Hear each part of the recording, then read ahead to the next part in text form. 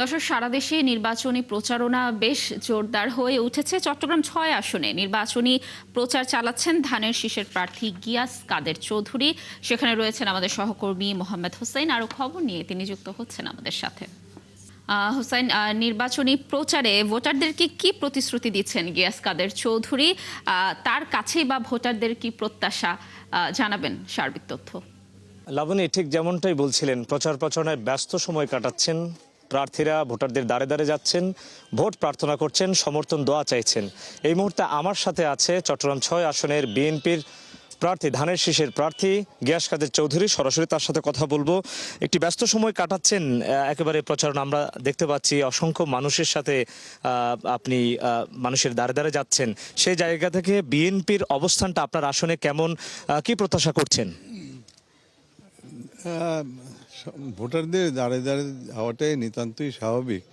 তবে এবার জনগণের কাছে গেলে পরে একটা প্রতিক্রিয়া তো অবশ্যই উপলব্ধি করতে পারছি যে কি তারা নির্বাচন, ভোট সম্পূর্ণভাবে ভুলে গেছে।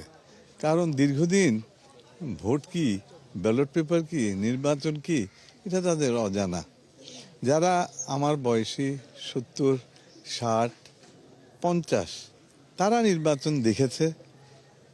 তার নিচে 40-এর ঘরে যারা আছে তারা কিন্তু নির্বাচনী আমেজটা জানে না এবং উপলব্ধি করেনি। আপনার এই আসনে আপনার অবস্থানটা, ধানের শীষের অবস্থানটা একটু জানতে চাইবো। আপনি কি প্রত্যাশা করছেন? এটা তো ওই যে এটা হলো 12 তারিখ হলো নির্বাচনের দিন। তো সেদিনই এই এলাকার জনগণ তাদের মতামত প্রকাশ করবে। তবে আমার ধারণা, আমি যেটা আভাস পাচ্ছি, রাউজানে খুব সম্ভবত একতরফা নির্বাচন হওয়ার ইঙ্গিত বহন করে। যারা আজকে নির্বাচন করছে তাদের সমাজে আমি তাদেরকে সমালোচনা মোটেই করব না। তারা একদমই নতুন এবং তারা আদৌ সমাজে, দেশে কোনো অবদান রেখেছে কিনা আমার মনে হয় সন্দেহ আছে। তো আমি ধানের শীষের প্রার্থী হিসেবে আমি হলাম দাবিদার। তাদের সুখে দুঃখে আমি 17 বছর দেশান্তর থাকাকালীনও আমি আমার এলাকার লোকজনের সঙ্গে সম্পর্ক রেখে গিয়েছিলাম। আমি তাদের থেকে কোনো সময় বিচ্ছিন্ন ছিলাম না।